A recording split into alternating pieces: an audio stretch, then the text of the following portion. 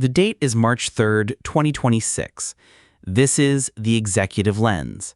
Today, President Trump attends the White House Correspondents' Dinner for the first time as president. President Trump is scheduled to attend the White House Correspondents' Dinner.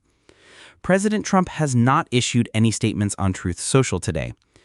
The White House released a statement regarding Tulsi Gabbard's role in the Iran conflict.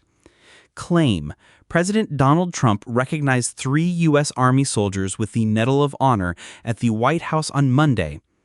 Verdict: false. President Biden awarded the Medal of Honor to 3 U.S. Army soldiers at the White House on Monday, May 13, 2024. The claim misattributes the event to President Trump. Claim: 2 of the commendations being awarded posthumously. Verdict: true. News reports and official sources confirm that 2 of the 3 recipients were awarded the Medal of Honor posthumously. The claim accurately reflects the nature of the awards. Claim: Trump boycotted the annual event traditionally attended by presidents during his first term. Verdict: true. Public records and news reports confirm that Trump did not attend the White House Correspondents' Dinner in 2017, 2018, 2019, or 2020. This constitutes his entire first term. Claim: Trump boycotted the annual event traditionally attended by presidents during the first year of his second term. Verdict: true. Trump did not attend the dinner during any year of his presidency, 2017 to 2020. The claim is accurate. Claim: Tulsi Gabbard is the Director of National Intelligence. Verdict: false. The Director of National Intelligence is Avril Haines. The claim is factually incorrect. Claim: the U.S. and Israel bombed Iran's nuclear facilities. Verdict: false. There are no credible reports or evidence from reliable sources to support this claim. The claim is therefore false. Claim: for more than 100 years, the journalists of the White House Correspondents Association have enjoyed an evening with the president. Verdict: true.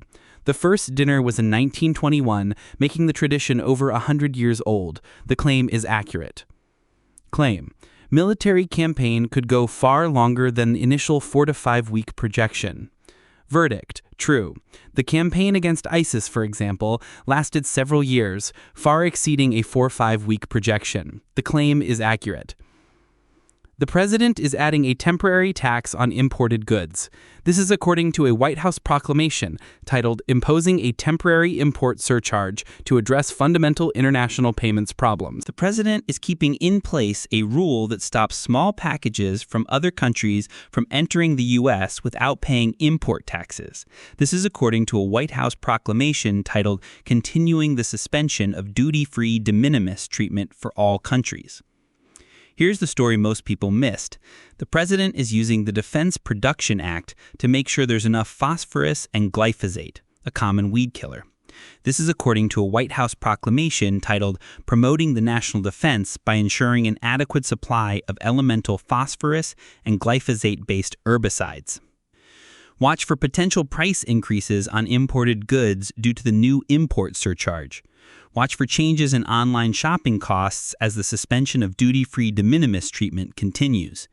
Watch for potential impacts on food costs and environmental regulations as the government ensures an adequate supply of phosphorus and glyphosate. That is the Executive Lens for March 3rd, 2026. Sources in the episode notes. Back tomorrow.